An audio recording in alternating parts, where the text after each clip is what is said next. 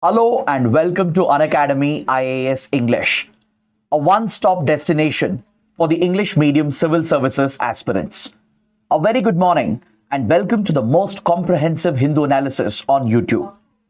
So let's begin today's discussion by first looking at the articles that we are going to discuss.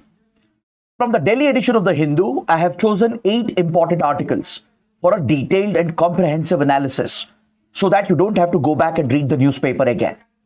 If you guys are liking this initiative and benefiting from it, do support us with your likes and comments and don't forget to subscribe to our channel. Now, before we start, we have a very important announcement. Today on the 1st of March, Unacademy is holding a mega event, Unacademy Aarambh, which is focused on IIT, JEE and NEET aspirants. So if you know any of these aspirants, do let them know to attend this event live at 7 p.m. on the JEE Nexus YouTube channel by Unacademy. These students will get a chance to meet with their top educators, interact with the top influencers, and even stand to win attractive rewards. The link for the session should be provided in the video description box as well.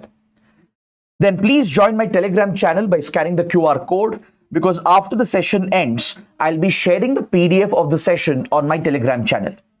With this, let's get started and let's look at the first article from page number 6. This column is focused on wetlands, the importance of these critical ecosystems, and why it is very relevant and significant to conserve wetland ecosystems. So it's a very insightful article, a detailed article, but of course we'll look beyond the article as well, covering all the basics and concepts, because this is an opportunity for us to learn everything about wetlands, its importance, its ecological significance, and conservation of wetlands. Now, the first question that comes up is, what are wetlands? What are these unique ecosystems that are often referred to as wetlands? See, wetlands are present in the ecotone, or what we refer to as the transition zone between a terrestrial and an aquatic ecosystem. When a terrestrial ecosystem interacts with an aquatic ecosystem, it could be a river or a large lake or the coastal areas. At the transition zone, you find this diverse ecosystem, which is generically referred to as a ecotone. And a wetland is a type of ecotone. It's an ecosystem, a very unique ecosystem that develops at the transition zone that lies between terrestrial and aquatic ecosystems. As the name itself tells you, these ecosystems, they have a constant presence of water. Water logging is a common feature of a wetland ecosystem. The soil is always saturated with water during most of the seasons in a year. There is constant water presence, though the water presence might vary according to seasonal changes and according to the inflow and outflow of water. Usually, these ecosystems will have constant water logging, and as a result, the soil becomes saturated with water. So this creates a very unique and challenging circumstance for various species, both flora and fauna. In such an ecosystem, you often come across very low oxygen condition. And you also find that the soil will display higher levels of salinity, and the soil would also be generally weaker in terms of providing mechanical strength for the plants, for the larger trees especially, to thrive. Hydric soil, which gets formed because of the constant saturation of water, does not support regular plant species. So the species that develop and thrive here, they have to go through a number of adaptations in order to survive in the harsh conditions that are found over here. Despite the challenging and unique conditions, the adaptations that are seen here in the plant species, in the animal species, brings about a rich biodiversity in wetland ecosystems. In fact, ecosystems such as wetlands are considered to be amongst the richest and most productive ecosystems. You would have heard about plants such as the mangroves, which have undergone very unique special adaptations in order to survive and thrive in wetland ecosystems, to overcome the low oxygen condition and the challenges created by hydric soil and the constant waterlogging and high salinity. Species like mangroves display a number of unique adaptations, and this helps them not only survive in a challenging situation such as the one they face in wetlands, but they actually thrive and do very well, which increases the overall productivity of the ecosystem. So you find a rich biodiversity, a very productive biodiversity in the ecosystem with a number of plant species, unique marine species and aquatic species and terrestrial species thriving in wetland ecosystems. Most of the wetlands, they become very important bird habitats because of the easy availability of water, fish, and nesting grounds. Wetlands are the preferred habitats by birds, including migratory birds. So most wetland ecosystems are very important bird areas. They are even recognized as important bird areas by BirdLife International, which is a global environmental organization focused on conservation, protection of migratory birds and as well as those birds found in wetland ecosystems. We even have a global conservation organization known as Wetlands International that plays a key role in conserving and protecting wetlands. Now, if you look at these wetlands, which are present at the ecotone, as you can see in this image, in this depiction over here, since they are present at the transition zone of a terrestrial and aquatic ecosystem, it creates these unique conditions which provides for these unique species to thrive. And that is what makes a wetland ecosystem highly productive and extremely rich in biodiversity. Now, such a productive, biodiverse, rich ecosystem, it will provide a number of ecological services, which is very beneficial to our environment. It's extremely beneficial to the human population as well, especially the local communities that are present in and around the wetlands that depend on wetland ecosystems and the ecological services that they deliver. Now, when you look at wetlands, we can classify them into different types. Wetlands can be natural, wetlands can be man-made as well. Now, within the natural category, we have inland wetlands, which are often found in inland areas along the outer lines of rivers, lakes, etc. Then you have coastal wetlands, such as creeks, estuaries, lagoons, found along the maritime boundary lines, where the territorial extent meets with the maritime ecosystems. So these are natural wetlands. Man-made wetlands include reservoirs formed by the construction of dams, ponds which are constructed for irrigation and for water management purposes, then even paddy fields where water logging, water saturation is a requirement to cultivate the crop, also becomes a type of man-made wetland. So you have natural man-made wetlands. In the natural category, we have inland wetlands and coastal wetlands. And wetlands can also be classified depending on the type of water which is found, the quality of the water which is found over here.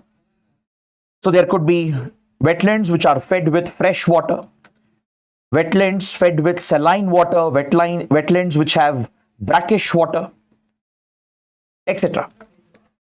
Now, these wetland ecosystems are very, very crucial for our environment, for the biodiversity, the various species that thrive, that depend on it, and very crucial for humans as well, because our economic development, our culture, our social development is linked to the survival of wetland ecosystems. Because in these wetlands, number of unique species that grow over here, the plant species could have medicinal value, and local communities depend on harvesting them for their livelihood. The local communities have an economic dependency. It provides livelihood opportunities for them. Wetland ecosystems are ideal for cultivating fisheries, for fish and prawn cultivation, which is a source of livelihood for the local communities. And don't forget, wetlands have a beautiful aesthetic value, which provides them with lot of tourist potential, creating tremendous tourism opportunities, which can create an economy in itself, which would be extremely beneficial for the local indigenous communities. So there are a number of economic, social, cultural benefits that arise out of wetland ecosystems and the ecological services that they deliver.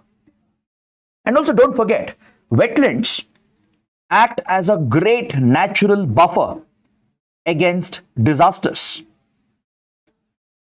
Because of their ability to absorb excess water, they can act as a natural buffer against floods, against coastal flooding, against tsunamis, and even cyclones. Now take coastal wetlands, for example, the mangrove forests, which cover India's coastline, including in Andaman Nicobar Islands. They act as a natural buffer that can break the high-speed winds generated during cyclones.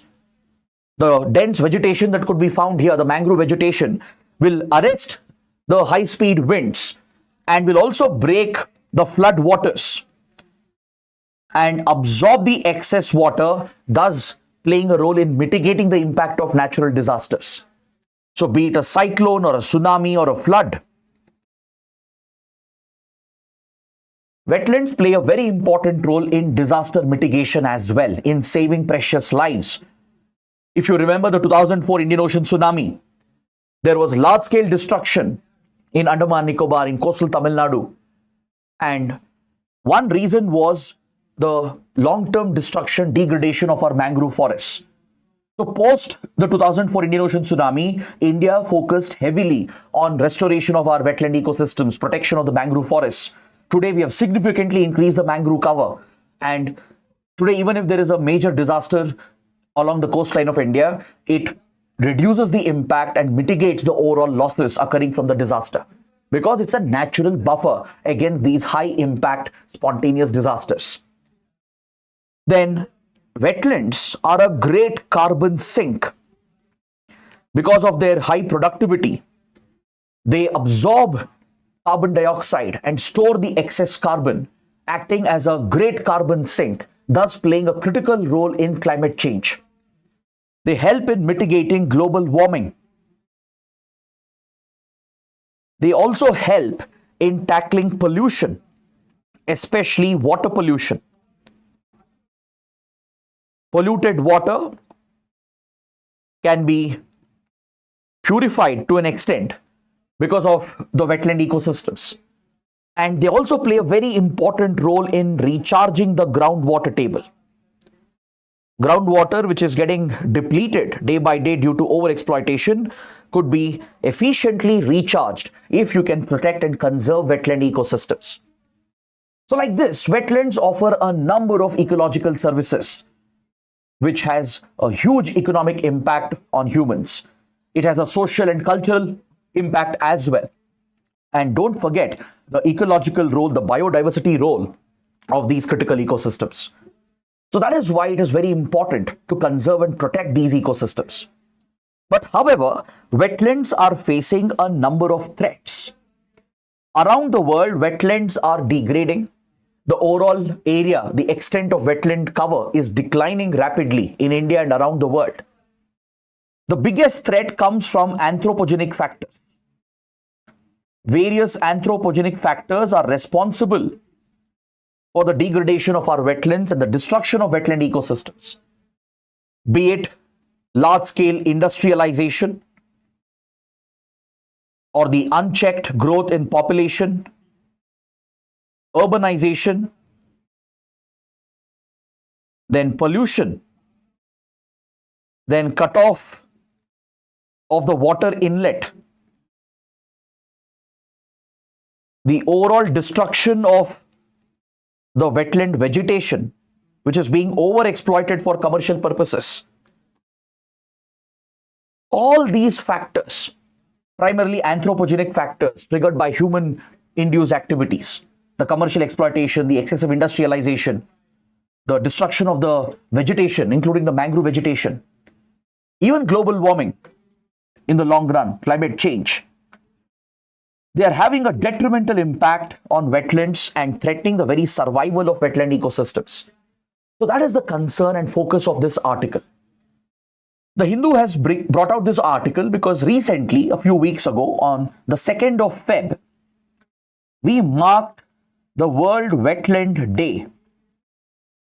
The World Wetland Day is celebrated every year on 2nd of February because it was on this day in the year 1971 in the Iranian city of Ramsar that the world adopted the Ramsar Convention on International Wetlands or Wetlands of International Importance. The Ramsar Convention is an international convention designed to promote global cooperation and lay down few standards with regard to conservation and protection of wetland ecosystems around the world. In fact, under the Ramsar Convention, those wetlands which are of international importance can be designated as Ramsar sites. And these Ramsar sites that get recognized under the Ramsar Convention, they get additional funding, not just through their national governments, but also through international sources. They get cooperation from global organizations and other countries. Ramsar Convention creates a platform for sharing of expertise, funds, and technology and resources to help countries conserve and protect those wetlands, especially the Ramsar sites, which are of international importance. In fact, did you know that under Ramsar Convention itself, there is a record which is kept, the Montreal record, that maintains a list of the most sensitive Ramsar sites which are threatened by technological developments and human activities. The Montreal record under the Ramsar Convention is a further shortlist of those Ramsar sites which are facing a heightened risk, a heightened threat because of technological progress and human development. In India, we have plenty of Ramsar sites. Recently, 4 new Ramsar sites were added in India. And today we have a total of 89 Ramsar sites in the country. See, in the article, the author makes a mistake. There is a factual error in the article, so please be careful. The article says India has 75 Ramsar sites. That's a very old, outdated number because in the last couple of years, we've added a number of new wetlands into the Ramsar list. Just a few weeks ago, while marking World Wetland Day, 4 new Ramsar sites were recognized from India. So right now, the total number of Ramsar sites in the country is 89. Now, can you find out which are these 4 new Ramsar sites and mention that in the comments below? Also, I'll give you one more assignment.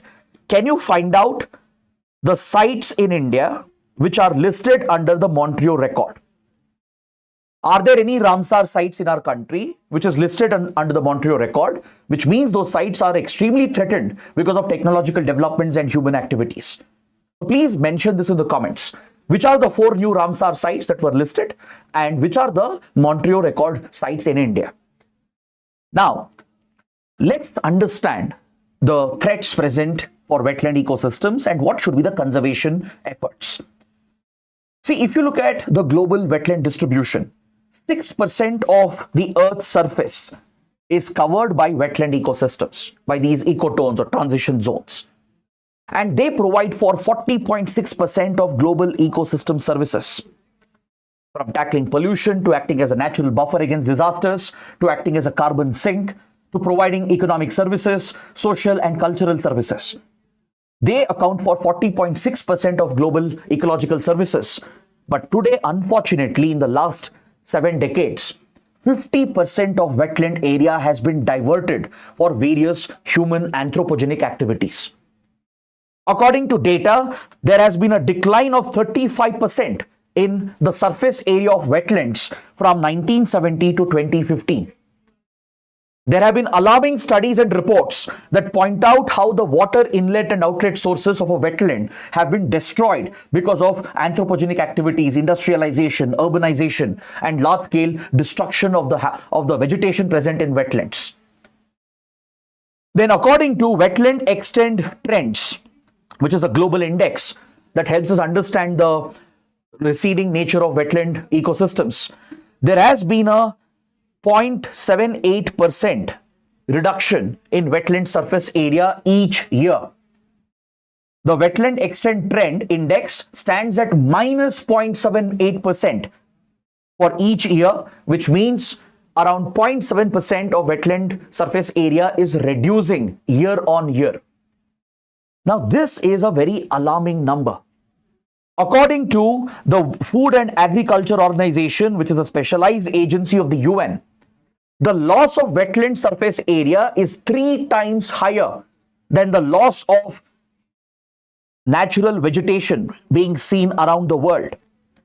If you take the rate of loss of natural vegetation, compare that with the rate of loss of wetland surface area, this is 3 times higher than the rate of loss of natural vegetation.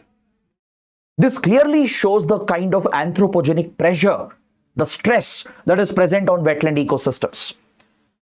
The studies have indicated that 81% of inland wetland species have declined in the last 7 decades. 36% of coastal and marine species found in coastal wetlands have declined.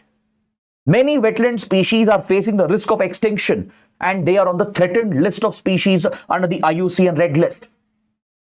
Now, if you look at the Ramsar Convention, a couple of years ago, in 2022, the COP14 was held, Conference of Parties 14. It was held in Wuhan in China. That was the first edition of COP14, and the second edition took place in Geneva, Switzerland. During COP14, held in China and Switzerland, the Ramsar countries came out with the 5th strategic plan, the 5th Ramsar strategic plan, and they've stressed upon the implementation of the 5th Ramsar strategic plan. The goals of the Ramsar strategic plan aligns with the sustainable development goals of the UN. It also aligns with the global biodiversity targets that are laid down under the Convention on Biological Diversity. It aligns with other UN goals and principles. See, right now we are marking the UN Decade on Ecosystem Restoration, and even the IPCC, Intergovernmental Panel on Climate Change, which acts like a think tank, a climate think tank for the climate change organization, has brought out studies and recommendations on wetland conservation. Because for mitigating climate change, protecting wetlands is crucial, as wetland ecosystems are one of the largest carbon sinks that we have. So, the 5th Ramsar strategic plan aligns with all these goals and recommendations. It aligns with SDG targets, the global biodiversity targets under the Convention on Biological Diversity, the theme of the UN Decade on Ecosystem Restoration, and as well as the regulations and recommendations of IPCC. Now, in India, today we have 89 Ramsar sites, which means India has a greater responsibility, especially states like Tamil Nadu, because Tamil Nadu has the highest number of Ramsar sites in the country. Almost 20 of these 89 Ramsar sites are present in Tamil Nadu. It's a very important fact for your prelims. Right? UPSC might ask you a basic question that Tamil Nadu has the highest number of Ramsar sites in our country. Now, in India, we have a set of conservation rules, the Wetland Conservation and Management Rules, which was last updated in 2017 by the Ministry of Environment, Forest and Climate Change. We also have a dedicated Wetland Conservation Authority with a National Wetland Conservation Program being implemented. We have a dedicated program focused on mangrove conservation and restoration. In fact, in the 2023 Union Budget, the government has given special allocation for the mangrove conservation program to increase the mangrove cover. So there is adequate focus and attention on mangrove conservation protection and wetland conservation and protection in the country. The question is it enough? Is it sufficient? Or should we do more? Should we go beyond this? Now, again, if you look at the data, there is an atlas which is brought out by the Space Application Center of ISRO, the National Wetland Decadal Change Atlas. This atlas, which is prepared by using satellite imagery, helps us understand the decadal changes happening to the surface area of wetlands. Using satellite imagery, ISRO Space Application Center is able to come out with this atlas, a very insightful atlas that helps us understand that decade on decade, how the surface area of wetlands is changing. In some cases, it has increased, but in most cases, it has declined. The data is quite alarming. See, we have around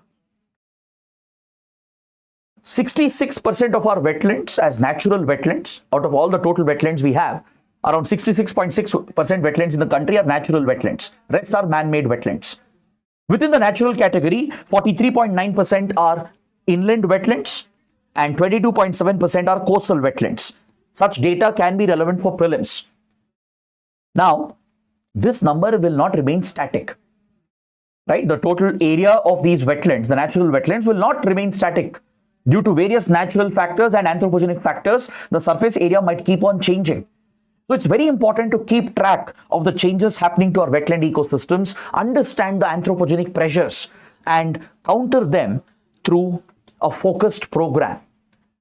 Though we have conservation management rules in place, a dedicated conservation authority, and a conservation program, these measures are still not sufficient because the central government and the state governments are not doing enough to protect and conserve our wetlands.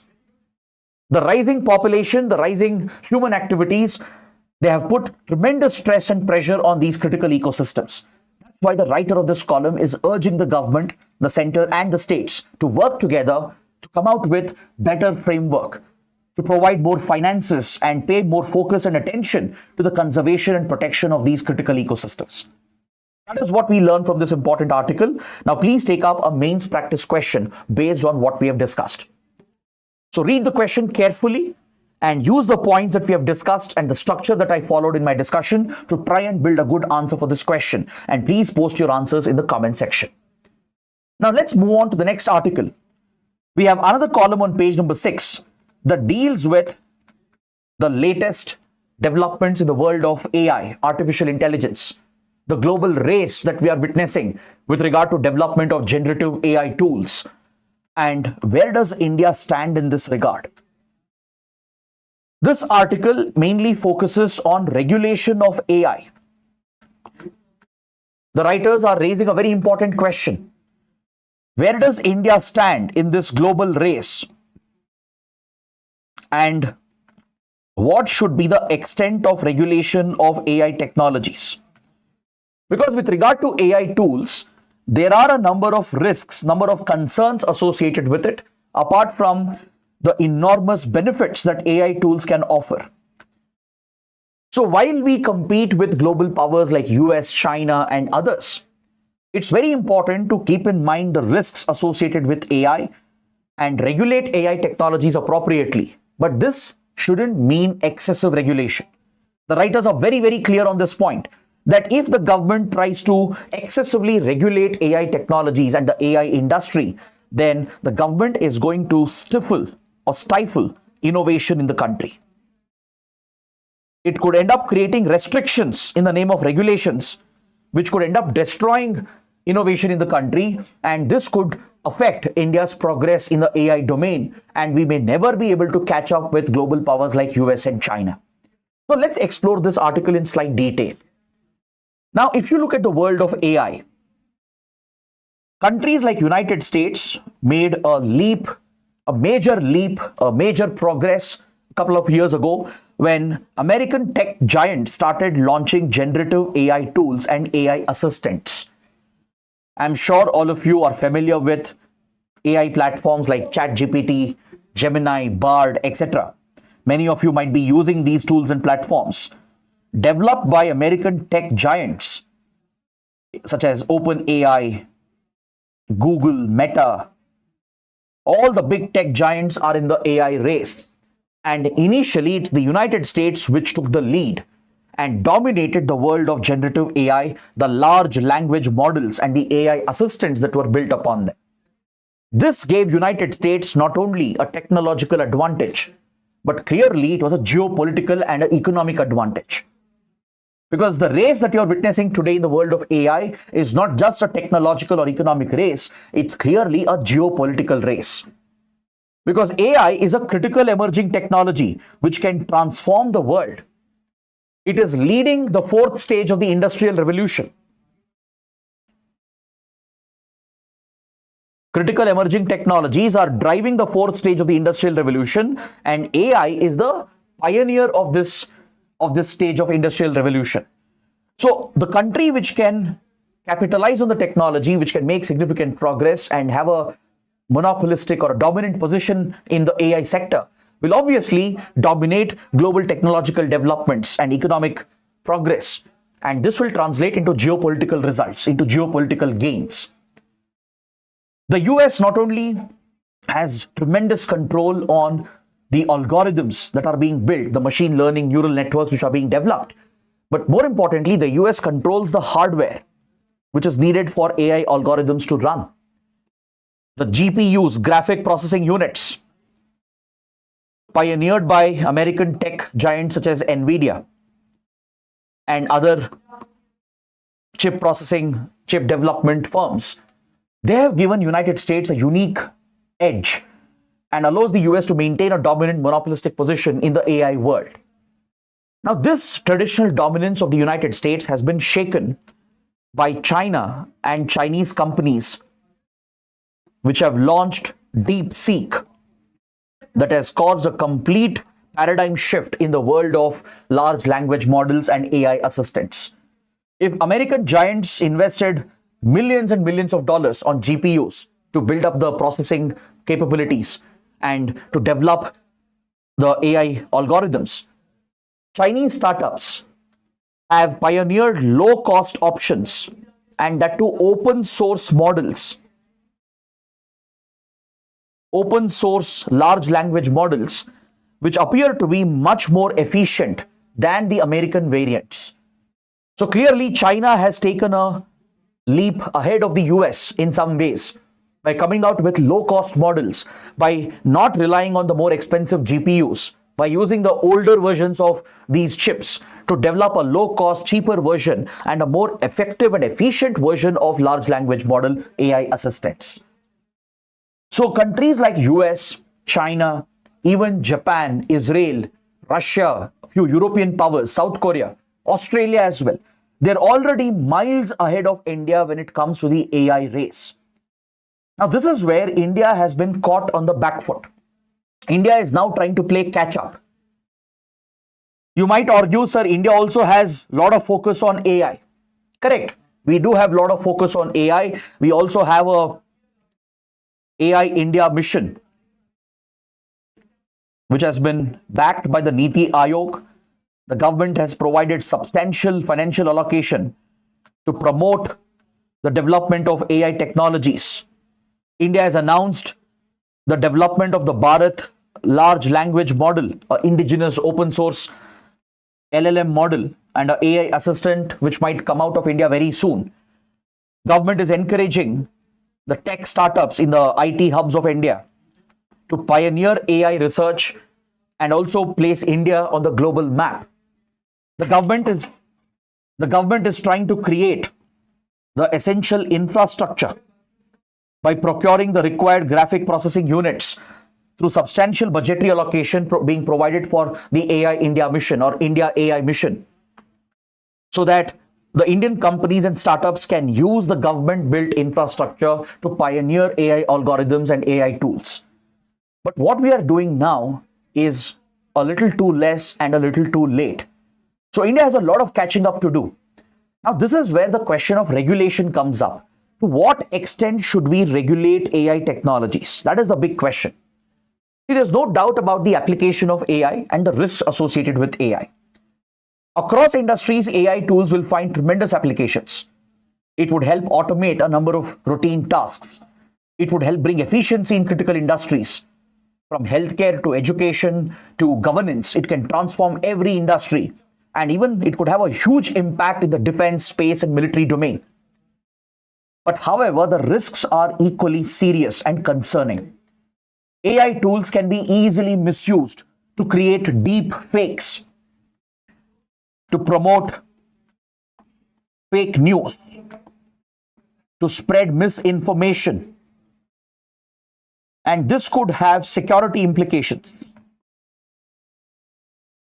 by leveraging AI tools, especially generative AI platforms, deep fake audio visual content can be easily generated that could threaten the security of a state and public order. It could be misused on social media platforms to spread hatred, to instigate riots and violence, or even to breed dissent and resentment against the state, leading to even rebellions and civil wars, which is a huge risk. This could be used to propagate radical ideologies, fundamentalist ideologies, clearly posing a national security risk. The question is, how do we deal with these emerging threats and challenges?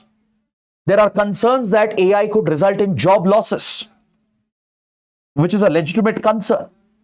There are concerns that AI could increase the divisions in the society, the social divisions which are already present, the income divide and the class divide that could be prevalent in the society could further aggravate, since the rich and the upper and the middle classes, maybe they will have access to AI tools and technologies, while the poor would be left out and they may not be able to access or afford AI tools and AI technologies. So this is where the government and the Indian companies, the tech startups, the IT industry of India, the emerging AI industry, they have a huge responsibility on them. We have to pioneer such AI tools which can address these risks. Now the question is, to what extent should government regulate the sector? Because no regulation could be dangerous. No regulation could mean the development of hazardous, dangerous AI tools that could pose a security risk or an economic risk. And look at the other extreme. Excessive regulation could basically curb the industry, create unnecessary restrictions, and the red tapeism and the inefficiency of the bureaucracy could end up hampering innovation and research. It could drive down the investment, and it could scare away the private investors and the tech companies and the startups. What we need is appropriate regulation. Minimal regulation, but effective regulation. Now, generally, we look at models followed by other countries, right? Generally, India takes inspiration from other countries as well whenever we look at policy making and law making. Now, if you look at United States, what is the American approach for AI industry? The US has adopted a hands-off approach. It's almost zero regulation in the US. There is very minimal regulation of the AI industry. This is a deliberate policy of the US government. It has almost given a free hand to the American tech giants to invest and develop any kind of AI tools and technologies they want, of course, with some checks and balances, but regulation in US is almost non-existent. It's not that US has forgotten to regulate the sector. It's a deliberate decision to ensure US gets the lead so that it could use AI tools for geopolitical domination. China, on the other hand, is of course a restricted market and a restricted political setup as its authoritarian state. China does have strict regulations in place and a strict control. But through such excessive control, it has been able to pioneer AI tools, but at the cost of free speech and expression and human rights. In China, right, the AI tools, take DeepSeek for example. If you guys have used DeepSeek, you'll understand. Just ask DeepSeek some complicated questions. Let's say on India-China border crisis, or on Aksai Chin, or Arunachal Pradesh, or on Tibet, or on Xinjiang. Look at the answers it will produce. If you look at the responses of DeepSeek, you can clearly see Chinese censorship being present. China has censored all the sensitive content. It has sanitized even AI tools and the AI assistants which are being developed. So that is not the path India should be taking either. Now, one appropriate model would be the European Union model. If you look at the EU region, the EU became one of the first jurisdictions in the world to regulate AI. It even brought out the AI Act to provide for regulation of AI technologies. The EU has brought out very stringent regulation actually. It tries to strike a balance between the need for regulation, the need to deal with fake news and misuse and all the risks, while promoting innovation on the other side. Under the AI Act of European Union, there are certain hazardous AI technologies which are prohibited, which can't even be developed. Companies are prohibited from developing hazardous AI tools and technologies. And for remaining AI tools, there is a certain degree of regulation which is applied, keeping in mind human rights, the interests of democracy, the interests of human civilization, keeping in mind the economic interests. Certain regulations have been applied in the EU jurisdiction. Now see, India, we need not blindly follow the American model or the Chinese model or the European model. We need to look at all of them, study their models, understand what is their regulatory framework, and eventually develop our own unique model. Now, either we can come out with a dedicated law like European Union has done. We can come out with a separate AI Act just to regulate AI technologies. But the government, the legislature has to ensure that we don't over-regulate, we don't restrict the market, because that could stifle innovation and investments in AI sector. At the same time, we can't give a complete free hand as well, right? At the same time, we can't be too authoritative as well. And you can't stifle innovation and investment. It's about striking that balance. India can take another path. Instead of contemplating a new law, maybe we can use existing laws. We have sufficient laws. It's often said that India is over-legislated and over-regulated. It's not that we have a dearth of laws and regulations. We have sufficient laws and regulations that can help govern AI as well. We have the IT Act and IT rules. There are a number of regulations concerning science and technology, which can be used, which can be updated. We have our criminal laws, the newly updated criminal legal system of India. All these existing laws, they can be updated to ensure there are no overlaps, to ensure there's no over-excessive regulation of the industry, to give them a sufficient free hand so that India can also progress and quickly make developments in the AI domain while addressing the risk factors associated with AI. So this is the note of caution that the writers are striking. Either we learn from other countries, other jurisdictions, use a mix of that model and customize it to the Indian context, bring out a new law altogether, or use existing laws, update them, make them more efficient, but implement them better so that with existing laws and regulations, we can still regulate AI. But this regulation should not be excessive, or else it will end up stifling innovation. We can't do that. We can't afford to do that. So there should be some minimal regulation, but without restricting innovation and investment. That should be the focus for India. So I hope you guys have understood these two important articles in today's paper. Now we head towards the smaller articles, starting with this article on India-European Union relations. Because yesterday, India held a very important interaction with EU leaders who are on a visit to India. The President of the European Commission, Ursula von der Leyen, the highest ranking EU official, the EU President essentially, was on a historic visit to India. She was leading an entire college of commissioners who act as the cabinet of the European Union. So this EU delegation, which arrived in India day before yesterday, it has held important discussions, interactions with Indian officials, Indian leaders over the last couple of days, and both sides have made few commitments. India, European Union have agreed to set a deadline that by the end of this year, they're going to finalize the free trade agreement, which is being negotiated since more than 15, 16 years. Since 2007, it's almost been 18 years now. Since 2007, India, EU have been negotiating a free trade agreement. It has faced number of roadblocks and hurdles and disruptions. Now, both sides are committing that by the end of 2025, they are likely to finalize the free trade agreement. They're also looking at a renewed strategic partnership, focusing on security defense relations. So let's understand this in slight detail. First, let's talk about the free trade agreement between India and EU. It's a very important topic for your prelims and mains. Please understand that European Union is one of the largest trading partners for India.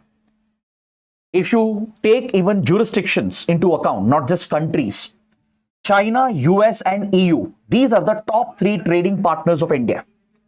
European Union is a critical market. It's one of the largest trading partners. Our bilateral trade volume is more than $120 billion each year. And there is easily a potential where we can boost the trade volume up to $500 billion in the coming years. The EU is a critical export market for India. especially for Indian agriculture, Indian pharmaceuticals, Indian textiles, Indian IT and software products, and as well as our micro, medium, small enterprises, the MSME industry. So EU is a very, very important export market for India, especially for labor-intensive sectors, which can create millions of jobs in our country. It's one of the largest trading partners, a key source of investment. We attract private capital from the EU region. We attract even government investments from EU countries. So India is a very attractive destination for the European Union, and India depends on investments coming in from the EU. And this is also a win-win situation for both the sides. Today, there are Indian investments in the European Union market. There are Indian companies which have made big investments, created jobs in the EU. We have very close cultural people-to-people relations and strategic ties in the security, intelligence, and defense domain. So it's natural for India-EU to seek a closer partnership. So before the upcoming India-EU summit, both sides are looking to fast-track the negotiations regarding the FTA, which has been hanging since 2007. This proposed FTA is officially known as BTIA, Broad-Based Trade and Investment Agreement. The negotiations for a broad-based trade and investment agreement began in 2007. It was suspended few years later because we did not make a breakthrough. The talks were deadlocked. Both sides were not giving up their position, and eventually the FTA talks had been suspended. Recently in 2021, the talks have been revived and we are renegotiating the trade agreement, and we are looking to finalize this deal by 2025, by the end of this year. Now, why is there such a big delay in negotiating this FTA? It's been almost 18 years and still we have not been able to finalize a FTA. Why? Because see, whenever a trade agreement is negotiated between a developed region and a developing country, these issues are bound to come up. Developing countries like India have different priorities. We have a very important requirement to protect our agriculture, to protect our farmers, to protect our MSME industry. Essentially, we need to protect our domestic producers from imports that could flood our market, imports that could be cheap or imports that are superior in quality. Both are a threat to our domestic producers. Superior quality imports, and especially if they are cheaper, this could destroy our domestic producers as they will never be able to compete with the cheaper and superior imports coming in from other markets. So developing countries can never match the standards of developed nations, be it with regard to the laws and policies. For example, intellectual property regime, the IPR regime, or be it the competition laws, environmental laws, labor standards, the competition related laws. We can never match those standards of developed countries. They have different priorities altogether. Similarly, we can't match their quality standards. Our exports can't meet their phytosanitary hygiene standards. Markets like EU, they place very strict hygiene and phytosanitary standards on our agricultural products, pharmaceutical products, which can not be met easily by our developing producers. Because matching those standards would mean higher investments, which our farmers cannot afford, which our small industries can't afford. And this could essentially destroy our domestic industry. So that is the reason why it's difficult to negotiate a trade agreement with a developed country. There's a need to protect them because they will be asking concessions into our market. They'll be asking for greater market access through lower tariffs, almost duty-free access into key areas, which could hurt our domestic producers. So we may have to create some barriers to protect our industries. Then we could have differences with regard to immigration policies, investments, protection required for investments. So these differences sometimes become unresolvable between developed nations and developing nations. That is what has been preventing India-EU from finalizing the trade agreement. It even led to a complete breakdown of the talks. It had been suspended as well. But recently, the Modi government has revived the talks, and now we are looking to finalize this trade deal by the end of this year, and this could be a very big breakthrough. If it is well negotiated, keeping in mind the interests of India and European Union, especially our domestic producers. It could be a landmark achievement as it could significantly increase our trade to the EU. India could benefit as well in return by accessing key technologies, raw materials, and also bringing investments from the EU market into India. This could bring benefits to Indian students, Indian workers, those who reside, study and work in the EU market. It could simplify the visa immigration rules as well for legal migrants from India while tackling the problem of illegal migration, which has become a huge headache and burden for European countries. So let's see how the ties will develop, how the FTA will be negotiated. Now coming to the security defense relations. India, EU and the EU countries have been close partners in counter-terrorism, intelligence sharing. We have multiple military exercises going on with EU countries. We have a common Indo-Pacific vision, be it countering piracy in the Indian Ocean, be it countering the rise of China across the Indo-Pacific. We collaborate and work together. We have sourced key weapons from the EU market. France, Germany, Italy, they've all been weapon suppliers to India. So we have very close defense relations and a strategic alignment. So we are looking to replace the strategic partnership with a new strategic partnership agreement, a more comprehensive strategic partnership agreement, and we are likely to finalize a new trade, security and defense deal by the end of this year. So that is the important development which has been reported. We've also had discussions on other areas of collaboration such as urban development, which is a priority.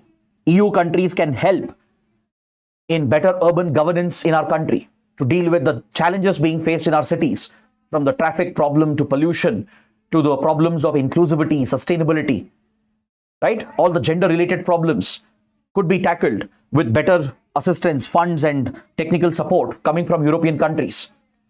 So be it urban development, welfare programs, or even climate change for that matter, because renewable energy is a focus area of collaboration, including battery technology, accessing critical and strategic minerals, building diversified supply chains. These are focus priority areas as well for India and EU.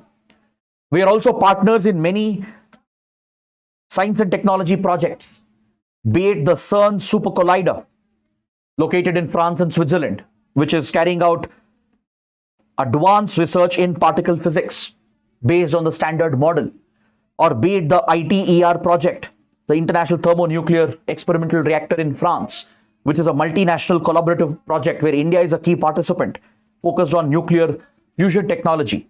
We are working on critical technologies in physics, in nuclear energy, and as well as in the space domain. European countries are backing the Gyaan mission of ISRO. We have very close space collaboration, from supporting each other in space launches to sharing space technology and information. We have very close ties in these domains of science and tech. So that is why India-EU relations are very crucial, very important. And this visit has been quite fruitful. The upcoming India-EU summit, I think, will hold more promise. And if we are able to finalize these deals and agreements that have been promised, then that would be the next big step in India-EU relations. Now coming to the next article, on the front page, there is a report on an unfortunate tragedy, a disaster which has hit Uttarakhand. Uttarakhand is not new to disasters. It has become one of the most disaster-prone states in the country, like Odisha, Kerala, especially the Chamoli district. See, in recent years, Chamoli district has witnessed massive cloudbursts, flash floods, which has caused extensive devastation. It has seen deadly landslides. Apart from all these disasters, right, it's also prone to earthquakes. But now it has been hit by a deadly avalanche. A deadly avalanche where more than 22 people reportedly have been trapped under a mountain of ice, snow, which has crashed down the valley. So understanding what's an avalanche is very important. Avalanche is quite similar to a landslide. See, a landslide is a sudden downward movement of the earth mass, the soil, rock material, the vegetation that could be present on a slope.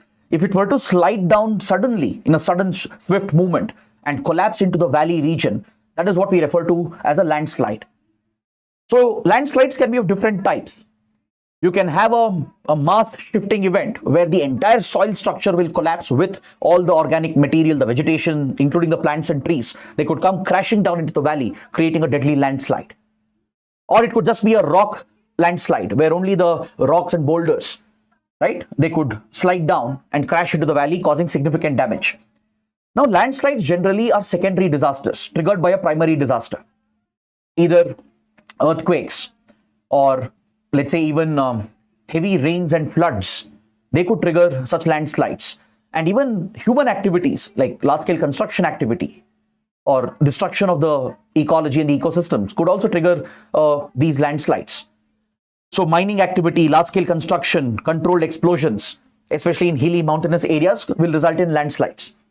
Now, very similar to this phenomena, in the snow-capped mountainous regions, you witness a similar mass shifting event, a mass shifting hazard known as avalanche. So in snow-capped mountainous areas, if the snow were to come crashing down, if the entire snow sheet or the ice sheet, the ice column which has accumulated on the hilly mountainous slopes, for example in the Himalayan belt, the sudden mass shifting of the sheet of ice and snow which comes crashing down the valley is an avalanche. So if humans were to get trapped in the debris, it could become a major disaster. These disasters can cause significant damage to life, property, and infrastructure. And we have seen many such avalanches in the Himalayan belt.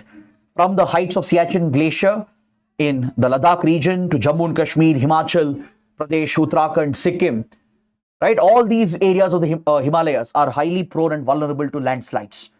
And essentially, that means avalanches. So India has a significant vulnerability in the Himalayan belt for avalanches. Now, what do we do with regard to avalanches? How do we approach this from a disaster management perspective? So if you focus on the disaster management cycle, if you approach this in a scientific and a rational manner with regard to disaster management governance, you need to first focus on pre-disaster management. What can we do before the disaster can occur? Before the disaster, you need to study the hazard, understand the vulnerability of the country, and create the hazard profile, develop the hazard maps, develop the hazard profile of the country by creating detailed maps. You can pinpoint specific locations which are most prone to avalanches. Using advanced satellites, radars, and geological information, you can create a detailed map, almost like an atlas, pointing out exact locations which are the most avalanche prone in the country. That's the first basic step. Understand the hazard, the vulnerability, and develop the hazard profile, the hazard maps. Then focus on early warning forecasting. This is absolutely critical to prevent or mitigate a disaster.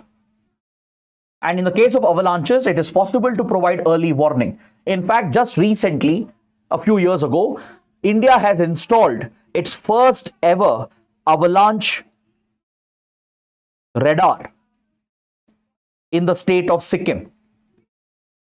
In the higher reaches of Himalayas in Sikkim, the first ever avalanche tracking radar has been installed. These radars can use microwaves to detect any movement or any collapse in the structural integrity of the ice sheets accumulated on the slopy areas of the Himalayan mountains, and detect any possible avalanche within seconds and set off an alarm which can give early warning to the residents in the lower areas, and it might give sufficient time, maybe few seconds or few minutes of time, so that adequate evacuations can be carried out. The people can immediately evacuate the lower reaches, try to move to a safer place in order to escape the deadly impact of an avalanche. So early warning forecasting is something that we need to scale up. We have just installed the first radar in Sikkim, but we need to scale it up across the sensitive, vulnerable regions in the Himalayan belt. So this will require adequate allocation of funds and resources. Then during disaster, we need to improve our response. Now, for example, currently, with regard to the avalanche in Chamoli in Uttarakhand, Indian Army and ITBP, which have trained specialist units in avalanche management, have been deployed to dig through the snow and rescue as many people as possible. So this would require special training, special resources, and as well as special equipment, from large snow breaking or snow moving equipment to new methods of managing an avalanche to rescue people. So we need to develop those abilities in search and rescue operations. The National Disaster Response Force should work closely with Indian Army and ITBP, which are deployed across the Himalayan belt, to become pioneers in managing avalanches. How they respond during a disaster, provide emergency relief, carry out search and rescue operations, provide aid, medical aid and assistance to the affected population. That is what matters during a disaster. Then maybe providing some immediate compensation to the affected victims. This also comes under during disaster management, the second phase of disaster management. Then finally comes the third phase of disaster management, the last step, which is post-disaster management. What do you do after the disaster has passed? Here you focus on long-term compensation to the victims, long-term reconstruction efforts to rebuild the infrastructure that has been damaged, to rehabilitate the people who have been affected, and try to recover the region, to bring back that region to normalcy. That is the long-term focus of reconstruction, rehabilitation, and recovery under post-disaster management. So these are the steps which are advocated by the National Disaster Management Authority as well. Clear? Now let's look at the next article, just a small update regarding Indian economy. The National Statistics Office has brought out the latest GDP figures. For the third quarter of the previous fiscal, India has registered a slightly impressive GDP growth of 6.2%. This is definitely an improvement compared to the previous quarter, where India had reported a growth of just around 5.6%. So third quarter growth has picked up, but this could be due to number of factors. Usually at the end of the year, in the third quarter, that's when the festive season is seen in India. From Dasara, Diwali to Christmas, that's one of the peak periods for Indian economy where large-scale spending happens, especially private consumption goes up significantly. That has been the primary reason. Consumer spending has been significantly higher. Even private companies, investors tend to spend more, and the government also has stepped up its spending. So on the back of increased government spending, private investment, and especially increased consumer demand, increased discretionary spending by the private consumer, we have seen a significant uptick in economic activity in the third quarter of the last fiscal. But however, this may not be very promising because this is still lower than the estimates of the RBI. It is slightly lower than RBI estimates, and we may not be able to achieve the GDP growth target that RBI and Government of India had set for the previous fiscal. That is still the ongoing fiscal which is about to end. Right? If you look at 24-25 fiscal, the government and RBI had set a slightly ambitious target of GDP growth, and we may not be able to achieve that. So there are some risk factors still present, but you need to note that improved indicators has helped India achieve a slightly better GDP number in the third quarter of this fiscal, of 24-25 fiscal. There has been a report of increased GST collection, which has improved government revenue. Public spending has gone up significantly from the government. It has, in general, boosted the confidence of investors in the private industry. Private demand and consumption has gone up. Exports have increased. Imports have slightly declined. So as a combination of all these positive factors, the growth has slightly picked up. But still, there are many global headwind factors that are present. In the domestic economy, we still have serious concerns about the low private investment which is happening and the lower consumer demand which has been prevalent from many quarters. The global risk factors have gone up because of the tariff wars that the Trump administration has unleashed. I'm sure you would have seen how the markets have crashed consistently over the last few weeks, witnessing a historic wipeout happening in the stock markets. Some experts fear a longer downtime in the global markets, which could affect the Indian economy. The Indian rupee has depreciated drastically against the US dollar to a historic low. It's expected to go down even further. Though the depreciation of the rupee can be good for exports, it could hurt the other macroeconomic indicators. So just paying attention to the economic trends, understanding where does India stand is sometimes very useful. And I think this article gives you that insight regarding our GDP growth and how the macroeconomic indicators are performing. Now, coming to the prelim section, let's quickly go through the small articles in today's newspaper.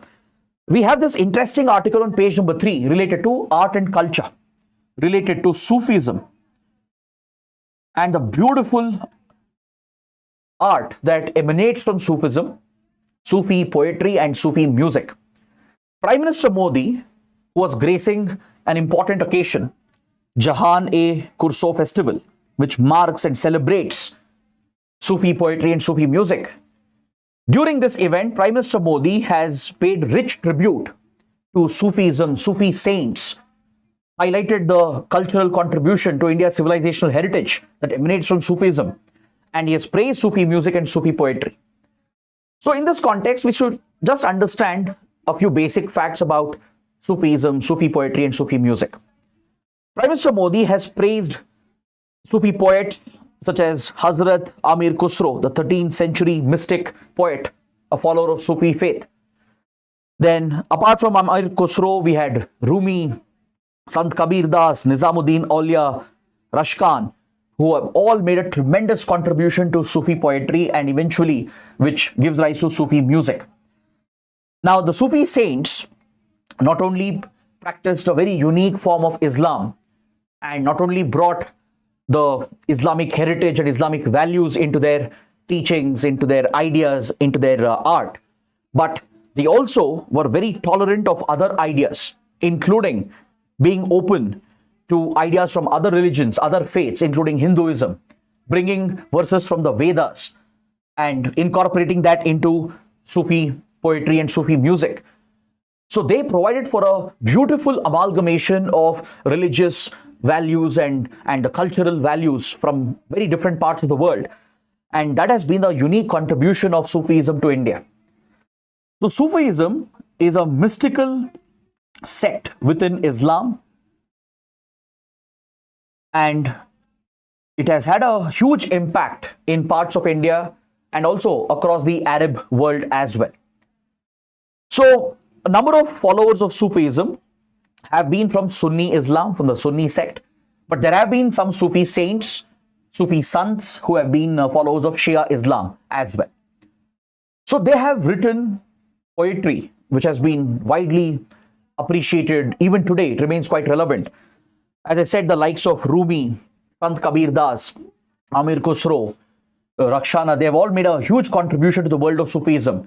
And today, Sufi poetry translates into Sufi music in the form of ghazals, in the form of Qawwali music.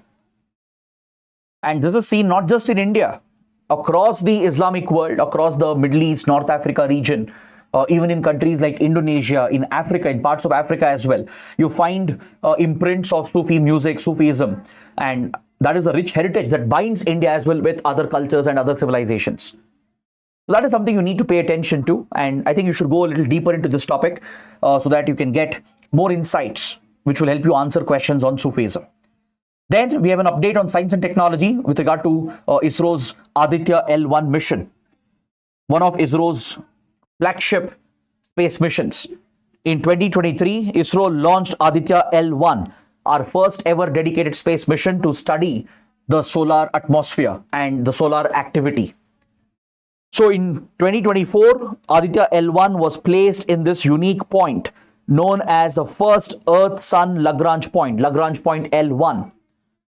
See, Lagrange points are those points in space where the gravitational force between two large objects such as the Earth and the Sun cancels out each other.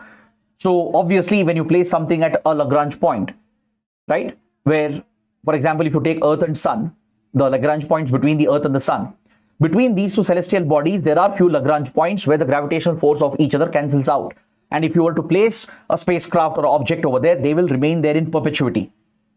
So this will help in reducing the fuel consumption. It will help in having constant visual sight of, let's say, the Sun or whatever celestial body is being studied. That's the advantage of leveraging Lagrange points. So Aditya L1 has been stationed at Lagrange point L1 between the Earth and the Sun, and it has been producing some incredible results. One of the payloads, the SOOT payload, Solar Ultraviolet Imaging Telescope, It carries a ultraviolet telescope for solar imaging to study the solar atmosphere with focus on studying solar flares and the massive eruptions that happen on the solar atmosphere, because solar flares and solar winds, they have a huge impact on Earth. They have the potential to wipe out the Earth's atmosphere. They can disrupt satellite communication. They can disrupt power grids on the Earth, right? They can have a deadly impact on human life. So studying solar flares during intense solar activities is a top priority for space agencies, for researchers. So this payload of Aditya L1 has captured the first ever image of one of the most powerful solar flares, the X6.3 class solar flare in the lower solar atmosphere. This is often referred to as a kernel. You can see the image that has been shared by ISRO. You can see the kernel. You can spot this kernel over here, which is basically one of the most intense and powerful solar flares that gets generated in the lower solar atmosphere. Now, this image has helped researchers study and understand the dynamics of solar flares, and it has been established for the first time that solar flares can travel through the solar atmosphere from the lower layers to the upper reaches. These intense solar flares can easily travel across the layers of the solar atmosphere, which changes our understanding of solar activity, the flare activity. That is the important development. Then coming to the last article for today, Union Minister Jitendra Singh has stated that India is going to surpass United States by 2029 with regard to the number of scientific publications that is going to come out of the country. See, right now, when it comes to scientific publications, scientific articles or research articles, journals which are published, China ranks at the top. China is number one when it comes to the total number of scientific publications in a year. China publishes roughly around 8.9 lakh scientific publications per year. Second comes United States with roughly around 4 lakh scientific publications, around 4.5 lakh scientific publications per year. And third comes India with roughly around 2 lakh scientific publications every year. So China is clearly leading the world in terms of scientific publications. That tells you the focus on research and development, on core scientific research. So after US, it is India which comes at the third spot. Now, Jitendra Singh is confident, the government of India is confident that by 2029, we are going to overtake the United States and become the second largest publisher of scientific publications. Understood?